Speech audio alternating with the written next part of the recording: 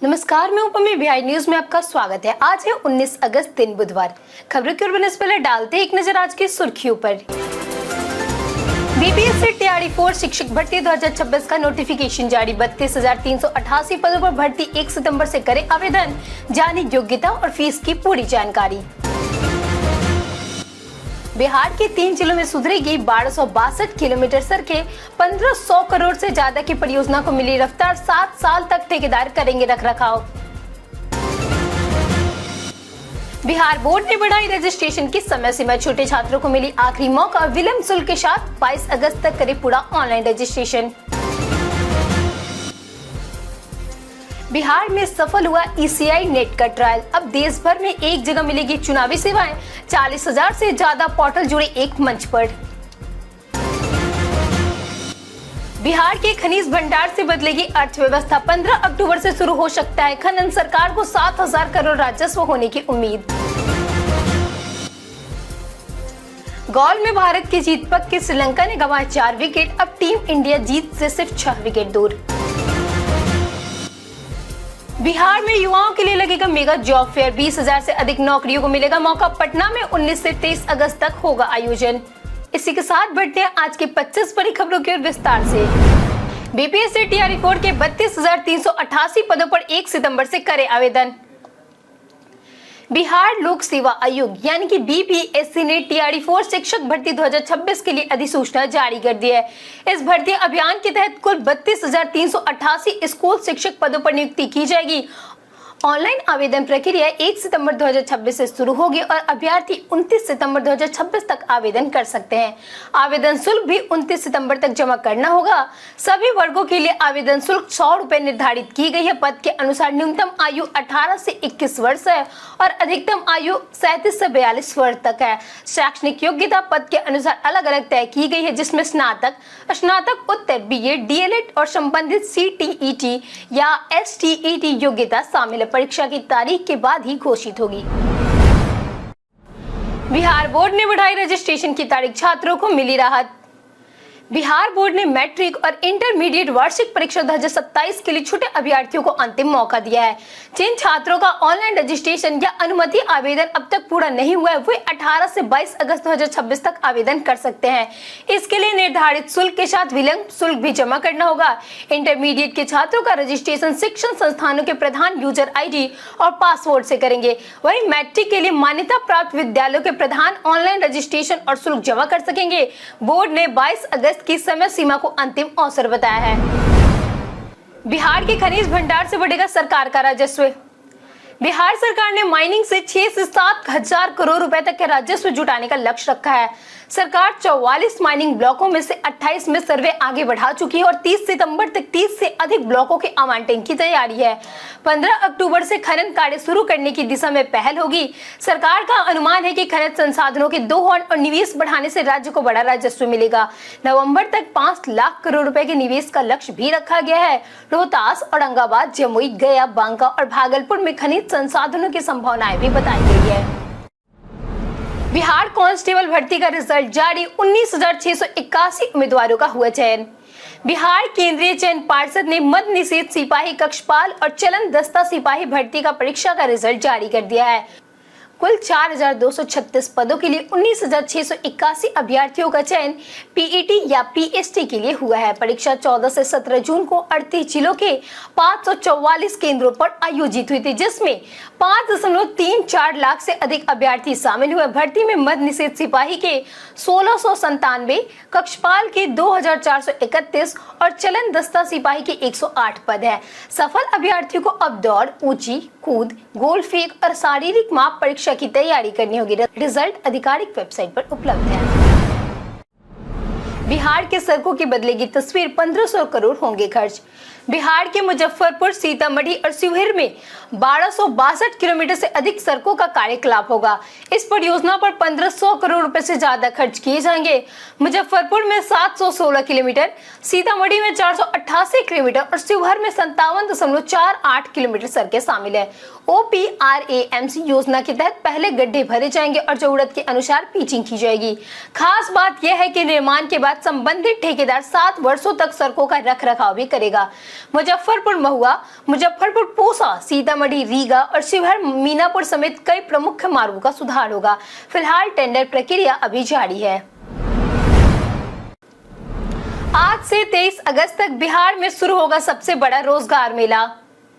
बिहार में युवाओं को रोजगार देने के लिए पटना के ज्ञान भवन में 19 से 23 अगस्त तक मेगा जॉब फेयर आयोजित होगा। इसमें 20,000 से अधिक युवाओं को रोजगार से जोड़ने का लक्ष्य है। बैंकिंग, इंश्योरेंस, रिटेल और अन्य क्षेत्रों की नामी कंपनियां हिस्सा लेंगी। Kotak Mahindra bank, HDFC payments bank, Flipkart, TVS credit, Reliance retail समेत कई कंपनियां युवाओं को अवसर देंगी। मेले में शामिल होने के लिए ऑनलाइन रजिस्ट्रेशन अनिवार्य है और बिना पंजीकरण प्रवेश नहीं मिलेगा। अभ्यर्थी DETjob.bihar.government.in पर रजिस्ट्रेशन आवेदन कर सकते हैं। अधिक जानकारी के लिए 1800-296-5656 टोल फ्री नंबर पर संपर्क कर सकते हैं। बिहार में सफल प्रयोग के बाद ECI नेट देश भर में होगा लागू। बिहार में चुनाव से जुड़ी सुविधाओं को आसान बनाने के लिए ECI नेट का सफल प्रयोग किया गया है। भारत निर्वाचन आयोग ने 40 से ज्यादा चुनावी पोर्टल और ऐप को एक ही प्लेटफॉर्म पर जोड़ दिया है। अब मतदाता एक जगह से वोटर लिस्ट में अपना नाम चेक कर सकते हैं, नाम जोड़ने या सुधारने के लिए आवेदन कर सकते हैं और BLO से संपर्क भी कर सकते हैं। उम्मीदवारों की शिक्षा, संपत्ति और आपराधिक मामलों की जानकारी भी मिल सकती है। बिहार विधानसभा चुनाव 2025 में इसका सफल ट्रायल हुआ था। अब ECI नेट को देश भर में लागू किया जा रहा है, जिससे चुनावी प्रक्रिया तेज, आसान और पारदर्शी होगी। बिहार DLED नामांकन की बढ़ी अंतिम तिथि, 24 अगस्त तक करे आवेदन। बिहार विद्यालय परीक्षा समिति ने DLED सत्र 2026-28 में नामांकन के लिए आवेदन की अंतिम तिथि बढ़ाकर 24 अगस्त कर दी है। अभ्यर्थी अब इस तारीख को ऑनलाइन आवेदन शुल्क और जमा कर सकते हैं। आवेदन समिति के आधिकारिक पोर्टल पर किया जा सकेगा। प्रथम चयन सूची 27 अगस्त को जारी होगी और इसके आधार पर 27 से 31 अगस्त तक नामांकन होगा। इसी दौरान स्लाइड अप प्रक्रिया भी पूरी की जा सकेगी। इसके बाद द्वितीय चयन सूची 5 सितंबर और तृतीय चयन सूची 12 सितंबर को जारी होगी। बोर्ड ने स्पष्ट किया कि नामांकन रविवार को भी किया जाएगा। सोलर पैनल लगवाने पर बिहार में मिलेगा 58,000 तक अनुदान। PM सूर्यघर मुफ्त बिजली योजना के तहत सोलर रूफटॉप लगाने पर मिलने वाले अनुदानों में बढ़ोतरी की गई है। अब 1 किलोवाट सिस्टम पर 40,000 रुपए, 2 किलोवाट पर 80,000 रुपए और 3 किलोवाट या उससे अधिक क्षमता पर अधिकतम 98,000 रुपए तक की सब्सिडी मिलेगी। पहले यह राशि क्रमशः 30,000, 60,000 और 78,000 रुपए थी। बढ़े हुए अनुदान से घरों में सोलर पैनल लगाना आसान होगा और बिजली बिल में बड़ी बचत की जा सकती है।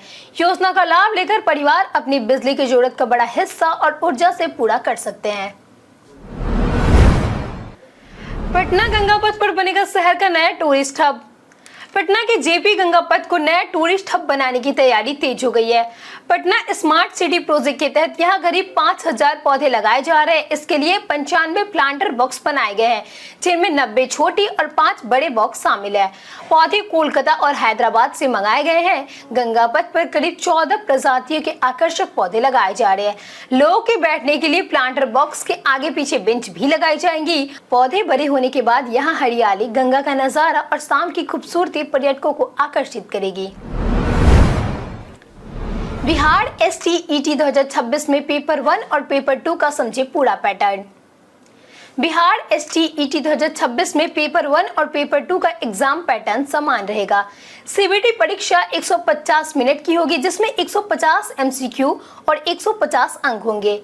नेगेटिव मार्किंग नहीं होगी। 100 अंक मुख्य विषय और 50 अंक टीचिंग एंड जनरल एबिलिटी से होंगे। 50 अंक में आर्ट ऑफ टीचिंग के 30 और GK, current affairs, maths, reasoning व EVS के 20 सवाल होंगे। पासिंग के लिए जनरल को 75 अंक, BC को 68.25, EVC को 63.75, जबकि SC, ST, PWD और महिला अभ्यर्थियों को 60 अंक होने चाहिए। बिहार में 11 पुलिस अधिकारियों का हुआ तबादला, मिली नई जिम्मेदारी। बिहार सरकार ने पुलिस महकमे में बड़ा फेरबदल करते हुए एएसपी और डीएसपी स्तर के 11 अधिकारियों का तबादला किया है। गृह विभाग की ओर से 18 अगस्त 2026 को तबादले की अधिसूचना जारी की गई। अधिकारियों को नई जिम्मेदारी के साथ अलग अलग पदों पर तैनात किया गया। इनमें विशेष शाखा, आर्थिक अपराध इकाई, विशेष निगरानी इकाई, मद्य निषेध एवं राजस्व व्यापक नियंत्रण ब्यूरो और बिहार पुलिस मुख्यालय से जुड़े पद शामिल है। सरकार ने प्रशासनिक व्यवस्था को बेहतर बनाने के उद्देश्य से यह बदलाव किया है। तबादले के बाद संबंधित अधिकारियों को नई जिम्मेदारी संभालने के निर्देश भी दिए गए हैं। बिहार के शिक्षकों को रिसर्च के लिए सरकार देगी 10 लाख रुपए।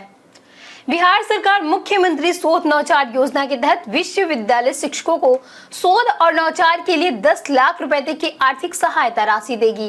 अब हर साल 80 से 100 शिक्षकों का चयन होगा। आवेदन BSHEC पोर्टल से लिए जाएंगे और 3 स्तरों पर विशेषज्ञ समितियां जांच करेंगी। परियोजना की अवधि 6 महीने से 2 साल होगी। सहायता राशि किस्तों में दी जाएगी। योजना के लिए चालू वित्तीय वर्ष में 10 करोड़ रुपए प्रस्तावित है। 55 वर्षों तक के शिक्षक आवेदन कर सकते हैं। इसका उद्देश्य बिहार के विश्वविद्यालय में उच्च स्तरीय शोध और नवाचार को बढ़ावा देना है। बिहार में शिक्षकों के लिए 5 सितंबर से लागू होगी नई व्यवस्था। बिहार शिक्षा विभाग ने शिक्षकों से जुड़े लंबित मामलों के शीघ्र निपटारे के निर्देश दिए। शिक्षा मंत्री मिथिलेश तिवारी ने कहा कि 5 सितंबर के बाद शिक्षकों के आवेदन और शिकायत केवल ई शिक्षा कोष पोर्टल से स्वीकार किए जाएंगे। ऑफलाइन आवेदन व्यवस्था समाप्त की जाएंगी। सीएम सहयोग पोर्टल की शिकायत का भी समयबद्ध समाधान करने को कहा गया। बैठक में खाली लाइब्रेरियन पदों को भरने, बकाया वेतन भुगतान और स्कूलों की निगरानी मजबूत करने पर चर्चा हुई। 48 नवनियुक्त अधिकारियों को बीईओ की जिम्मेदारी देने तथा पर्याप्त जमीन वाले विद्यालयों में समेकीकृत स्कूल विकसित करने की योजना पर भी विचार किया गया। दूसरे मोबाइल को अपना चार्जर देने से पहले जान ले ये जरूरी बातें। मोबाइल चार्जर किसी दूसरे व्यक्ति को देने से पहले सावधानी जरूरी है। हर फोन की बैटरी क्षमता और वोल्टेज की जरूरत अलग अलग होती है। गलत क्षमता वाले चार्जर से फोन गर्म, बैटरी खराब होने या चार्जिंग पोर्टल को नुकसान पहुंचने का खतरा हो सकता है। बार बार अलग केबल या पिन इस्तेमाल करने से भी पोर्ट ढीला हो सकता है। इसलिए संभव हो तो अपना चार्जर किसी दूसरे मोबाइल को चार्ज करने के लिए ना दे और दूसरे का चार्जर भी इस्तेमाल करने से बचे। फोन को हमेशा कंपनी के लिए ओरिजिनल और सही क्षमता वाले चार्जर से ही चार्ज करना बेहतर होगा। व्हील चेयर पर संघर्ष करते हुए प्रत्यूष बने बीपीएससी के अधिकारी। मुजफ्फरपुर के प्रत्यूष प्रभाकर करीब 10 साल से व्हील चेयर पर निर्भरता के बावजूद चौथे प्रयास में बीपीएससी पास किया। 7 साल की मेहनत के बाद उन्होंने 1098 रैंक हासिल कर वरीय उपसंहर्ता का पद पाया। शुरुआती 3 प्रयासों में असफल रहने और 66 बीपीएससी में महज 5 अंकों से चूक जाने के बावजूद उन्होंने हिम्मत नहीं छोड़ी। घर से सेल्फ स्टडी करते हुए उन्होंने पीएचडी तक की पढ़ाई पूरी की और यूजीसी नेट जीआरएफ जैसे एग्जाम क्वालिफाई किए। उनकी सफलता में पिता संजय का महत्वपूर्ण सहयोग रहा। प्रत्यूष अब दिव्यांगों के लिए बेहतर और सुलभ प्रशासनिक व्यवस्था बनाना चाहते हैं। नालंदा में मिड डे मील के लापरवाही से 35 बच्चे हुए बीमार। नालंदा के नूरसराय स्थित मध्य विद्यालय पारसी में मिड डे मील खाने के बाद करीब 35 बच्चों की तबीयत बिगड़ गई। आरोप है कि सब्जी में नमक की जगह गलती से सर्फ डाल दिया गया, जिससे बच्चों को गले में जलन और पेट में दर्द की शिकायत हुई। सभी बच्चों को पहले डेंटल कॉलेज और फिर बिहार शरीफ सदर अस्पताल में भर्ती कराया गया। सिविल सर्जन के अनुसार बच्चों की हालत स्थिर है। मंत्री श्रवण कुमार ने अस्पताल पहुंचकर बच्चों को हालत जाना और बेहतर इलाज के निर्देश दिए। उन्होंने मामला की जांच कर दोषियों के खिलाफ सख्त कार्रवाई का आश्वासन भी दिया। जानिए आज कैसा रहेगा बिहार के मौसम का मिजाज। आईएमडी के अनुसार आज बिहार में मानसून सक्रिय रहेगा। राज्य के अधिकांश जिलों में बादल छाए रहने के साथ हल्के से मध्यम बारिश होने की संभावना है। उत्तर, दक्षिण और पूर्व बिहार के कई हिस्सों में रुक रुक कर बारिश हो सकती है। कुछ स्थानों पर गरज चमक के साथ वज्रपात यानी कि ठनका गिरने का येलो अलर्ट जारी किया गया है। लोगों को खराब मौसम के दौरान खुले स्थानों से बचने की सलाह दी गई है। बारिश और बादलों के कारण तापमान में ज्यादा बदलाव नहीं होगा और उमस भरी गर्मी से लोगों को राहत मिलने की उम्मीद जताई जा रही है। जहानाबाद में हुई 50 लाख की शराब बरामद, 2 आरोपी हुए गिरफ्तार। जहानाबाद में उत्पाद विभाग ने मंगलवार को बड़ी कार्रवाई करते हुए हरियाणा से पटना जा रहे शराब लदे ट्रक को उमटा धरनई के पास पकड़ा। ट्रक में भूसी की बोरियों के बीच अलग बॉक्स बनाकर 50 लाख रुपए की विदेशी शराब छिपाई गई थी। कार्रवाई के दौरान राजस्थान निवासी चालक प्रवीण सिंह और सहचालक रमेश कुमार मीना को गिरफ्तार किया गया। पूछताछ में दोनों ने ट्रक ले जाने के लिए 20,000 रुपए मिलने की बात कही और शराब की जानकारी से इनकार किया। विभाग खेप के स्रोत पटना में डिलीवरी और तस्करी नेटवर्क से जुड़े अन्य लोगों की तलाश कर रहा है। ओडिशा मॉडल पर विकसित होगा राजगीर का स्पोर्ट्स साइंस सेंटर। राजगीर में बनने वाला sports science centre Odisha model पर विकसित किया जाएगा। इसके लिए बिहार के खेल विभाग की विशेषज्ञ टीम ओडिशा रवाना हुई, जहां वे तकनीक, प्रशिक्षण व्यवस्था और वैज्ञानिक सुविधाओं का अध्ययन करेगी। कैबिनेट से मंजूरी के बाद अगले सप्ताह टेंडर प्रक्रिया शुरू होगी। सेंटर में biomechanics, performance analysis, motion capture, 3D camera और फोर्स प्लेट जैसी आधुनिक सुविधाएं होंगी। खिलाड़ियों की फिटनेस और ऑक्सीजन क्षमता जांचने की भी बात होगी। इसके अलावा स्पोर्ट्स मेडिसिन, न्यूट्रिशन और साइकोलॉजी की सुविधाएं एक ही परिसर में उपलब्ध होगी। तेजस्वी यादव आज करेंगे राजभवन मार्च। नेता प्रतिपक्ष तेजस्वी यादव ने बीते दिन बिहार सरकार पर कानून व्यवस्था घोटाले और छात्र आंदोलन को लेकर तीखा हमला बोला।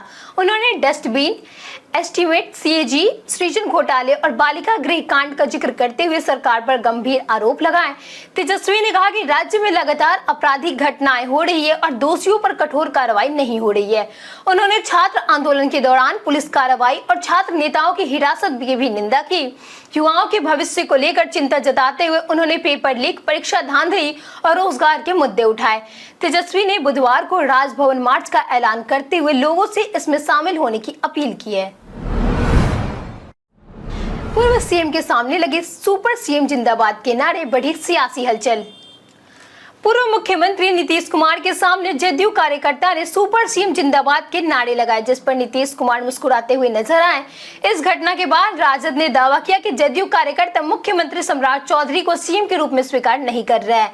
राजद प्रवक्ता एजाज अहमद ने कहा कि एनडीए में सब कुछ ठीक नहीं है और अक्टूबर से नीतीश कुमार के बिहार दौरे पर निकलने की चर्चा है। इससे बिहार की राजनीति में नई हलचल की अटकलें तेज हो गई है। वहीं संजय झा ने भी बारिश के बाद नीतीश से बिहार यात्रा का आग्रह किया है। भारत ने श्रीलंका को दिया 372 रनों का विशाल लक्ष्य। गॉल में भारत और श्रीलंका के बीच जारी पहले टेस्ट में टीम इंडिया ने चौथे दिन अपनी स्थिति बेहद मजबूत कर ली है। भारत ने श्रीलंका के सामने जीत के लिए 372 रनों का चुनौतीपूर्ण लक्ष्य रखा। लक्ष्य का पीछा करते हुए मेजबान टीम दिन का खेल खत्म होने तक 4 विकेट खोकर 84 रन ही बना सकी। श्रीलंका को अभी जीत के लिए 288 रन और चाहिए, जबकि 6 विकेट शेष है। भारतीय गेंदबाजों ने दबाव बनाए रखते हुए श्रीलंकाई बल्लेबाजों को खुलकर खेलने का मौका नहीं दिया। अब मुकाबले के अंतिम दिन भारत की नजरें बाकी 6 विकेट जल्द हासिल कर मैच अपने नाम करने पर होगी। दूसरी ओर श्रीलंका के सामने हार टालने की कठिन चुनौती है। कई कारणों से दर्ज है भारत के इतिहास में आज की तारीख। वर्ष 1887 में क्रांतिकारी नेता एस सत्यमूर्ति का जन्म हुआ था। वही 1891 में साहित्यकार हरिशंकर शर्मा, 1928 में प्रसिद्ध हिंदी साहित्यकार शिव प्रसाद सिंह और 1985 में भारतीय निशानेबाज विजय कुमार का जन्म हुआ था। वही 19 अगस्त को अभिनेता एवं निर्माता उत्पल दत्त का 1993 में और प्रसिद्ध भारतीय तैराक सचिन नाग का 1997 में निधन हुआ था। आज ही के दिन विश्व फोटोग्राफी दिवस और विश्व मानवीय दिवस भी मनाया जाता है। दिवाली, छठ पर फ्लाइट किराए की मनमानी पर लगेगी रोक। दिवाली और छठ जैसे त्योहारों पर फ्लाइट टिकट के दाम दोगुने तिगुने बढ़ने से यात्रियों को राहत मिल सकती है। केंद्र सरकार हवाई किराए और अतिरिक्त चार्ज से जुड़े नए नियम बना रही है। सरकार के मुताबिक नियमों को अंतिम रूप देने में करीब 3 हफ्ते लग सकते हैं। इन नियमों का मकसद त्योहार और छुट्टियों में किराए होने वाली अप्रत्याशित बढ़ोतरियों पर लगाना है। सुप्रीम कोर्ट ने भी एयर अलायंस की मनमानी पर सख्ती दिखाते हुए नया नियम पालन नहीं होने पर उड़ान रोकने तक की बात कही है। नया नियम 7 सितंबर की अगली सुनवाई सामने आ सकती है। हम प्रतिदिन आपसे 7 ऐसे जरूरी सवाल और उसके जवाब बताएंगे जो कि बीपीएससी, बिहार पुलिस दरोगा समेत एसएससी जैसे अन्य प्रतियोगी परीक्षाएं में काम आएंगे। सवाल इतिहास, बिहार स्पेशल, विज्ञान, करेंट अफेयर्स और भूगोल से रहेंगे। पूछे गए 7 सवालों में अपने कितना सही उत्तर दिया यह हमें कॉमेंट करके जरूर बताएं। हमारा पहला सवाल है, भगवान महावीर को निर्वाण कहाँ प्राप्त हुआ था? ऑप्शन ए है राजगीर, बी पटना, सी पावापुरी, डी वैशाली। हमारा सही उत्तर है ऑप्शन सी पावापुरी। हमारा दूसरा सवाल है, बिहार में 1857 के विद्रोह की शुरुआत कहाँ हुई? ऑप्शन है पटना, बी जगदीशपुरी भोजपुर, सी रोहिणी देवघर, डी मुजफ्फरपुर। हमारा सही उत्तर है ऑप्शन सी रोहिणी देवघर। हमारा तीसरा सवाल है, बिहार में बरारी गुरु बाजार का गुरुद्वार किस शहर में स्थित है? Option A Sasaram, B Patna, C Katihar, D Darbhanga. हमारा सही उत्तर है ऑप्शन सी कटिहार। हमारा चौथा सवाल है, बिहार के किस प्रसिद्ध व्यक्ति को अजात शत्रु कहा जाता है? Option A Jagjivan Ram, B doctor Rajendra Prasad, C Loknayak Jayaprakash Narayan, D Babu Kunwar Singh. हमारा सही उत्तर है option B doctor Rajendra Prasad. हमारा पांचवा सवाल है, तक्षशिला किस महाजनपद की राजधानी थी? ऑप्शन ए गांधर, बी अंग, सी मगध, डी काशी। हमारा सही उत्तर है ऑप्शन ए गांधर। हमारा छठा सवाल है, नाचने वाला हिरन भारत के किस प्रदेश में पाया जाता है? Option A Gujarat, B Manipur, C Tamil Nadu, D Jammu Kashmir. हमारा सही उत्तर है ऑप्शन बी मणिपुर। हमारा सातवां सवाल है, मध्य प्रदेश में गांधी सागर बांध किस नदी पर स्थित है? Option A Narmada, B Chambal, C Son, D Tapti. हमारा सही उत्तर है ऑप्शन बी चंबल। बीते दिन हमारे पूछे गए सवालों का जवाब आप लोगों में से बहुत लोगों ने हमारे कमेंट सेक्शन में लिख कर दिया है। जिन्होंने हमारे पूछे गए सवालों के जवाब दिए हैं उनके नाम है अब्दुल मनन, उमा शंकर कुमार, कृष्णा प्रसाद, संजू कुमारी, रेखा देवी, राम बाबू दास, जगन्नाथ शाह, गीता देवी, राम प्रकाश शर्मा, प्रवेज अंसारी, राजेंद्र तंती, संजय कुमार शर्मा, अबोध कुमार, शिवम कुमार, मुन्नी कुमारी, नागेंद्र कुमार, गायत्री देवी, रवि मोहन वर्मा, गायत्री देवी, दयानंद सिंह, रेखा कुमारी, अनवर करीम खान, लक्ष्मी मेहता, संतोष चौहान, मंजू देवी, प्रदीप पंडित, राजीव कुमार, अमरजीत कुमार, नौसाद राजा, चिंटू कुमार, संजय कुमार शर्मा और सुमित शर्मा। इसी के साथ बढ़ते हैं आज के सवाल की ओर। आज का सवाल है, क्या आप बिहार सरकार के काम से खुश हैं? आप अपना जवाब हमें हमारे कमेंट सेक्शन में लिखकर जरूर बताएं। आज के लिए इतना ही। बिहार के तमाम खबरों के साथ बने रहने के लिए देखते रहिए बिहारी न्यूज और साथ ही अगर आप यूट्यूब चैनल पे देख रहे हो तो चैनल को सब्सक्राइब करें और अगर आप